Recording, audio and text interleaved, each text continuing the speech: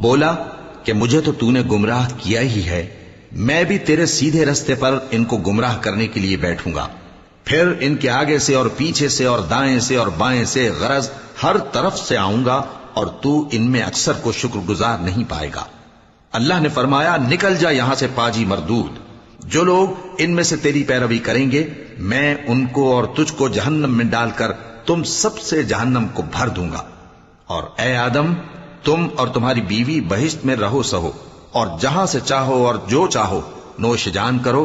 مگر اس درخت کے پاس نہ جانا ورنہ گناہگار ہو جاؤ گے۔ تو شیطان دونوں کو بہکانے لگا تاکہ ان کی شرم گاہیں جو ان سے پوشیدہ تھیں ان پر کھول دے، اور کہنے لگا کہ تم کو تمہارے پروردگار نے اس درخت سے صرف اس لیے منع کیا ہے کہ تم فرشتے نہ بن جاؤ یا ہمیشہ جیتے نہ رہو،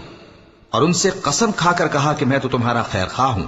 غرض مردود نے دھوکہ دے کر ان کو معصیت کی طرف کھینچ ہی لیا۔ سو جب انہوں نے اس درخت کے پھل کو کھا لیا تو ان کی شرم گاہیں کھل گئیں، اور وہ بہشت کے درختوں کے پتے توڑ توڑ کر اپنے اوپر چپکانے اور سطر چھپانے لگے۔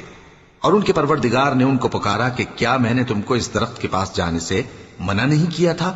اور جتا نہیں دیا تھا کہ شیطان تمہارا کھلم کھلا دشمن ہے؟